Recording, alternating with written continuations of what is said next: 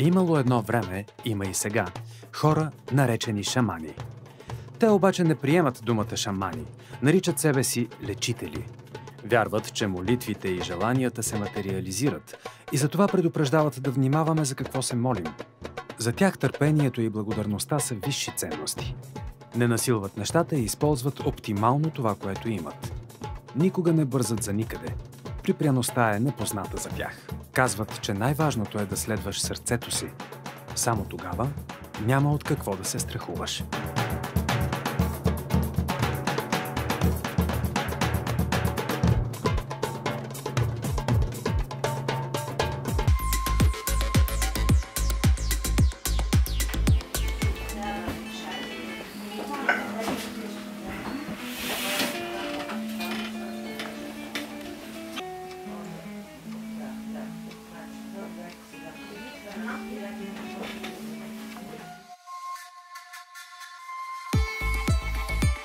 Шестдесетгодишният Фернанд Никое, с духовно име Леден кристал, е от племето Атикамек, племе на пацифисти. Дядо му е бил лечител, починал преди неговото раждане. В младите си години Фернанд се загубва в гората и 3 дни търси път към дома си. Било е много студено, посред зима. Обесилен заспива върху леда на замръзнало езеро, но вятърът го събужда, настойчиво шепнейки името Леден кристал, спасявайки го по този начин от бялата смърт на севера. Другият участник в ритуала е Белия вълк. За да оцелее, неговата фамилия е принудена да се откаже от индианските традиции. Единствено той съхранява обичаите на племето си. Като дете има за приятел вълк, който всички мислят за куче. В момент на игра вълкът го захапва и духът на дивото животно влиза в кръвта на малкото момче. От тогава са способностите му да лекува и провижда. Като млади и двамата мъже търсят развитие. Искат да учат и да работят, но единственото, което получават от мениджърите на резервата, в който живеят, е препоръката да посещават психиатър. Северноамериканските индианци все още живеят в отдалечени и изолирани от цивилизацията области, резервати, в среда на вегетиране. Стимулирани са да не търсят кариера и светска реализация. А доскоро тези от тях, които искали да възродят столетните индиански традиции, били насилствено лекувани с медикаменти в клиники. Правителствата на САЩ и Канада забранявали племенните ритуали. Случаите на изнасилени в лоното на църквата момчета и момичета са стотици. Днес коренните жители на Северна Америка могат отново да бъдат себе си. Като наред с изчезването на унизителното им название диваци, все по-често се чува определящата ги дума неоризо. Истински човек. Според представата на северноамериканците, истински човек е този, който съчетава в себе си 4 групи енергии – физически, емоционални, мисловни и духовни, и е отворен към 4 посоки на света.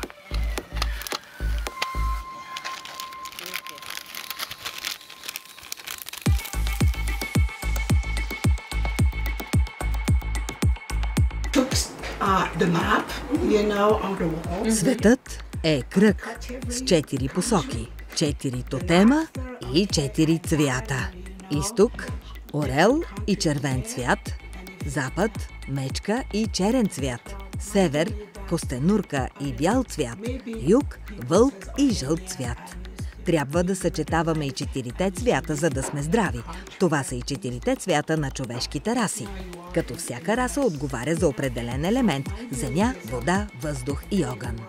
Катрин е получила духовното си име Бялата вълчица на изтока от баба си. Тя е от племето Кри, от клана на Черната мечка. Кланът на всички лечители от този район на Северна Америка. Дъщеря ѝ е Червен облак. Бялата вълчица на изтока внимателно въвежда дъщеря си в лечителската практика, знаейки, че всеки от нас има 3 нива на обучение. Опитността на другите хора, сънищата и медитацията. Тя може да бъде изцяло с нея само в първото ниво и да я подготви за другите 2, през които обаче червения облак сама трябва да премине.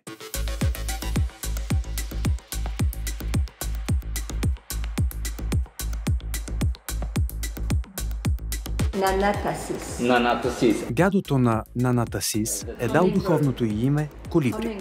Според знанието на рода й, човек е здрав, т.е. съчетава 4 цвята само когато е свързан с Създателя. Създателят е навсякъде, включително и в нас. С разширяване на знанието ни, ние го откриваме на все по-нови и нови места, защото Той е създал както видимия, така и все още невидимия за нас свят. Няма списък с забрани и задължителни неща, няма поощрения и наказания. Когато направиш нещо лошо, ти се самонаказваш. Съвестта ти, т.е. Създателят, който живее в теб, е този, който те наказва. Най-лесно можем да се свържем с Създателя, когато сме навън, сред природата, с тишина в себе си.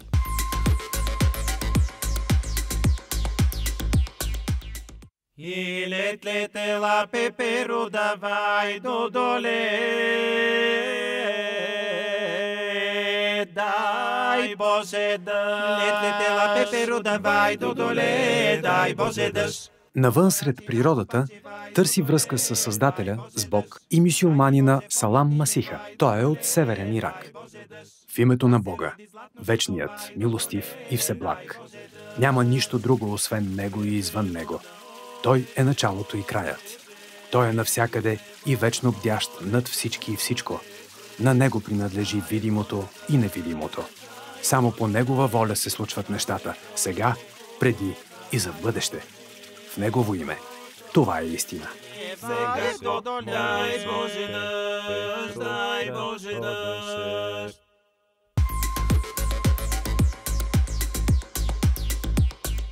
Кръста носим, Бога молим, Господи помилуй, Господи помилуй, да зароси Господ нароса, Господи помилуй, Господи помилуй, кръста носим, Бога. Това е много силна броница, да? Вярата си в Бог чрез молитвата отстоява и християнката Красимира от България, която заедно с мюсюлманина Халид помага на хората, преплитайки религия с предрелигиозни ритуали и практики. Оригинални страни имам.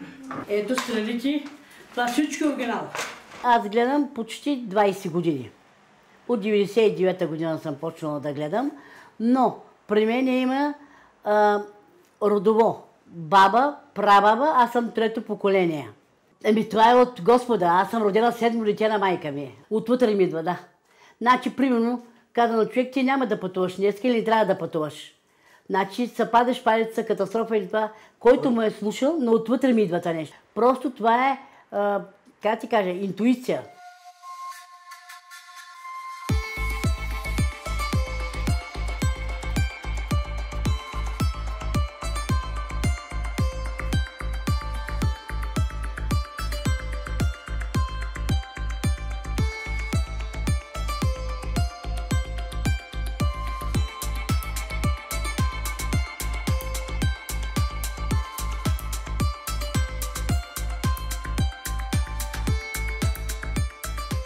Аз съм християнка, да, той е мюсюлманин, обаче едно не е мисъл, всичко не е едно. Аз съм моля, да, правя молитва, сутрешна молитва към Господа, моля се за всички мои приятели, моля се за целия свят, всички хора да са добре, да няма война, да сме щастливи, да сме здрави, да помагаме един на друг. Но трябва да знаеш, българи не може да разбавят магия. Това са турци, араби, арменци, цигани. Магията е различна и са много видови магии. Значи, има предметна магия, има по снимка магия, има помисъл магия, на име правена магия, на много магии. Зависи какво е. На гроб може да правят магия. Зависи кой за какво е. За любов, за раздяла, за смърт.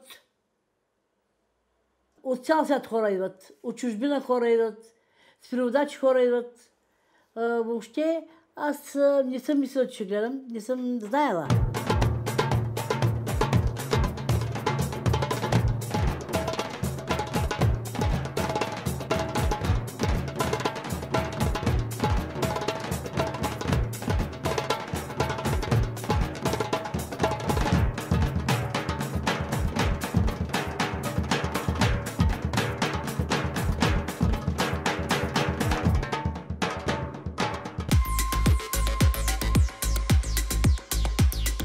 За възстановяване на физическото, емоционално, ментално и духовно здраве, лечителите използват огън, вода, растения, кристали и дори части от животни.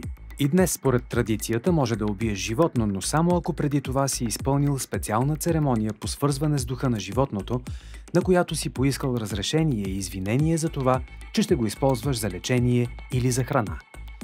Бялата вълчица на изтока сама бере растенията, събира кристалите и лови животните за лечителската си практика. Никога не купува лекарства от аптеката. Лекува всеки човек индивидуално след дълъг разговор с него. Докато тече този разговор-церемония, идват много духове, които помагат да се намери правилното лекарство. Ние сме съставени от 4 нива – физическо, ментално, емоционално и духовно. Като физическото тяло е срещуположно на емоционалното, а менталното на духовното. Проблемите в емоциите пораждат проблеми в физиката, а проблемите в мисленето пораждат духовни проблеми и обратното. За свързаността на материята и духа най-ясен пример са кристалите. Така, например, кристалът турмалин помага на сърцето, като влияе пряко на емоциите. Турмалинът създава линк, връзка, чрез която откриваме емоционалния си проблем, породил сърдечната болка, помагайки ни по този начин да го преживеем осъзнато и да се освободим от него. Друг пример. Заболявания на бъбреците и пикочопроводите са следствие на притеснение, стрес и прекалено много вълнения. Затова всеки път, когато усещаме дискомфорт в тялото си, трябва веднага да проверим каква емоция се заражда у нас и да работим върху нея, за да не я превръщаме в болест. След лечение изхвърляме кристалите във вода, защото те видимо са земя, но преди да се роди земята, всичко е било вода, т.е. ние сме дошли от водата. Емоциите могат да бъдат контролирани, като се научим да говорим за проблемите си с водата, с огъня, с вятъра или с дърветата, т.е. с 4 стихии. Когато си много ядосан, напиши го на лист и го изгори в огъня. Така енергията ще се върне при теб пречистена.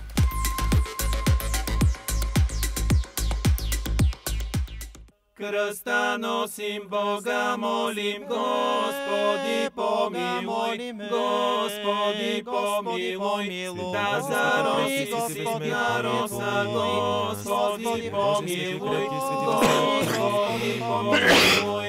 Кръста носим, Бога молим, Господи помилуй, Господи помилуй. Далеч на изток от Канада също вярват, че енергиите могат да бъдат пречистени, но не само с огън и вода, а и с думи.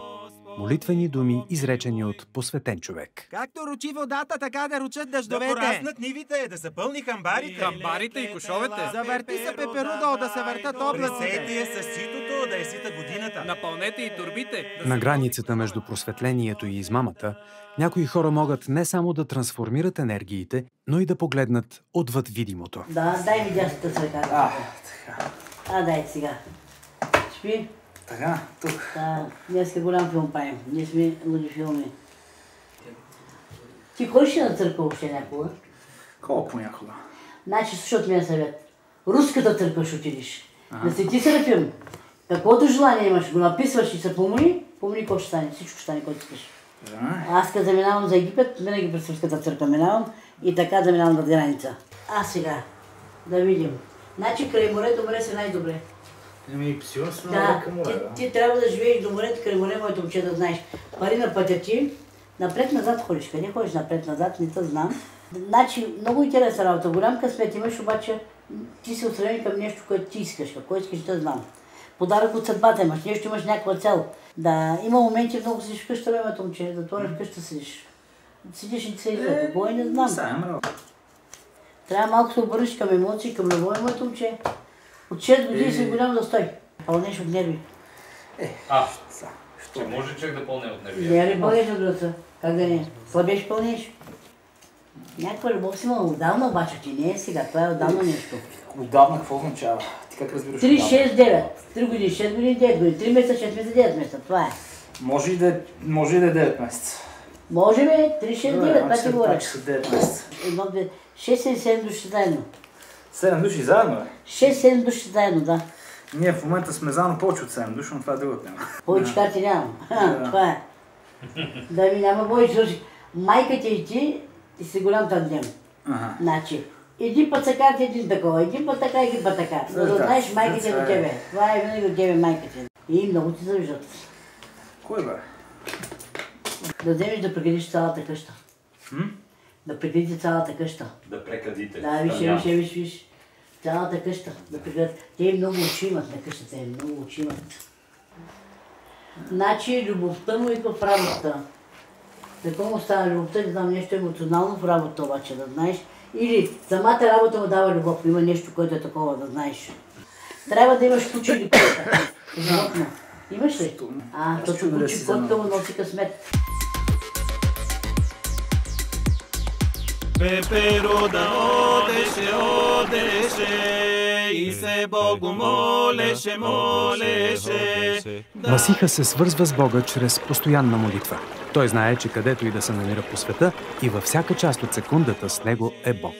Това му дава кураж да преодолява изпитанията на живота и да помага на хората.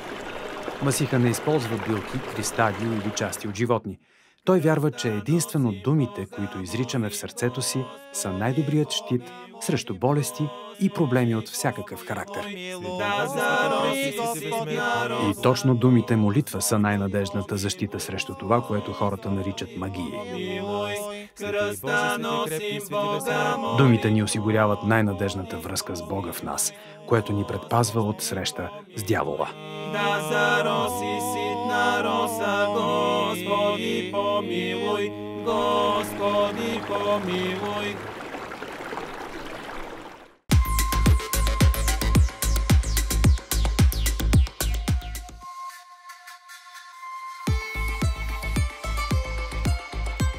Това, което наричаме дявол, са всъщност енергии, създадени от нашите мисли и чувства.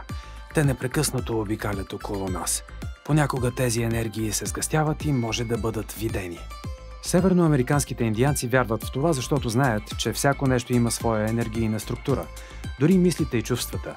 Сгъстяването на енергията води до образуване на видими кристални форми, които могат да приемат различни очертания.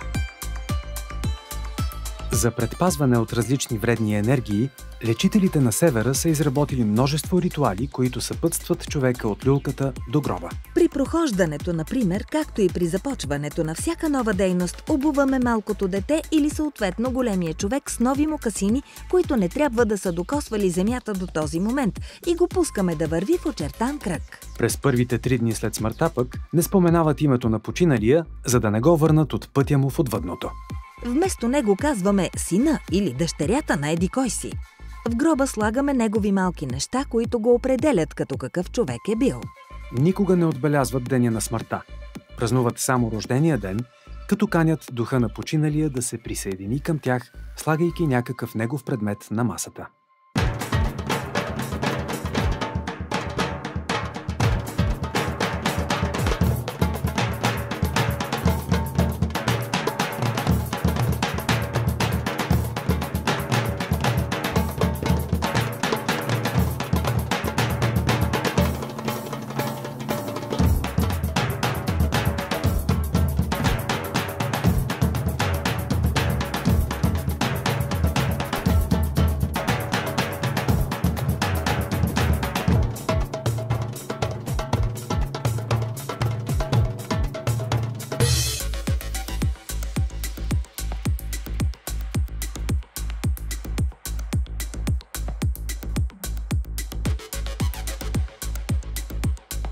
Лечителите на Севера утвърждават вярата в предишен и следващ живот.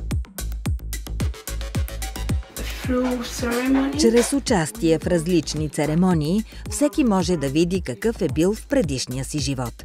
Но никой не може да види какъв ще бъде в следващия живот, защото все още го изработва тук и сега. Прераждаме се сред различни хора на различни континенти. Всеки се е прераждал, но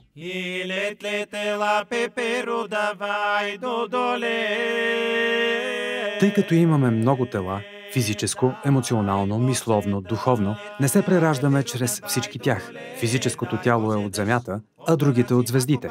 Предчовеците не са се прераждали. Те имали само биохимично тяло. Затова са изчезнали завинаги. След като боговете ни дават и другите тела, ние започваме да се прераждаме. Прераждаме се чрез звездните си тела. т.е. чрез духа и душата. Именно чрез тези тела ние сме научили какво е красиво. Преди да имаме звездни тела, ние сме били като всички останали животни на Земята. След това обаче и ние сме станали богове. А това е станало така. От друго измерение дошла много красива жена. Тя танцувала омагьосващо и чрез музиката и танца донесла на човеците представата за красиво и грозно. Тя все още е тук на земята и танцува всеки път и на всяко място, когато чуе красива музика. Тя е раждала и ражда до днес деца на хората. Не всеки я разпознава, дори и да я вижда.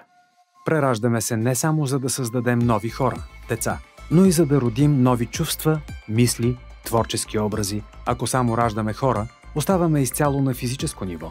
Ние проявяваме звездната част от себе си единствено и само със създаването на красиви чувства, мисли и творчества. Нещо повече.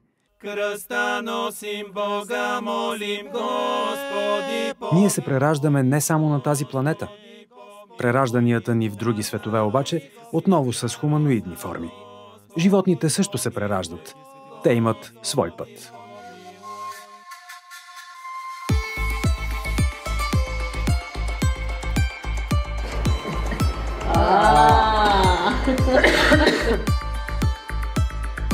Три същества раждат живота. Кръста носим Бога, молим. Първото същество, което не е нито мъжко, нито женско, създава двете други същества – мъжко и женско. От своя страна, мъжкото ражда материята, а женското – духа. Всеки от нас съдържа и мъжкото, и женското начало. Първият дошъл на земята дух е Уисигаджок, син на Бог. Създал ни е баща му. Баща му го е изпратил да помага на хората, да ги учи на различни умения. Уисигаджок е взел земно тяло и му трябвало доста време, за да го опознае. Всъщност, всичко е от небето, само тютюнът е от майката земя. Затова за нас тютюнът е свещен. Има и други свещени неща, разбира се, но тях все още не сме ги видели. Тоест, ние ги виждаме, те са около нас, но все още не ги разбираме. През 1987 година дойде комета, която промени цялата природа, поведението на животните и хората, температурата на Земята и още много други неща. И духовете пазители си заминаха със същата тази комета през 1987 година, защото си свършиха работата, за която бяха дошли преди хилядолетия. Сега ние сами носим отговорност за себе си, грижайки се за природата. Нещо повече, няма вече опасност от лошите духове, защото и те си заминаха заедно с добрите. Духовете са били тук, за да отгледат човечеството в неговото детство. Заминали са си, защото вече сами трябва да се справяме. Останали са само няколко духа, които да ни наглеждат, без да имат право пряко да се намесват в живота ни. Кометата от 1987 година даде енергия на всички хора по Земята и затова така наречените водачи, гадатели, лечители и лидери постепенно започнаха да губят дарбите си. На хората вече не са им нужни посредници. Всеки сам получава необходимото му знание, но трябва да се свърже с себе си. Пеперуда одеше и се Богу молеше.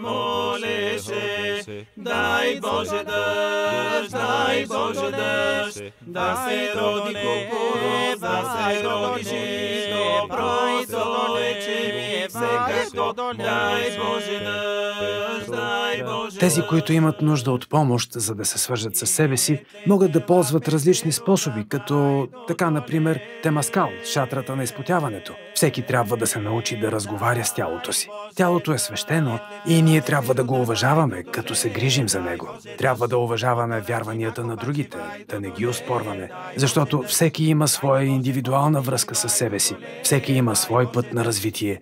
Вече няма нужда от специални аксесуари и ритуали, за да се свържем с себе си.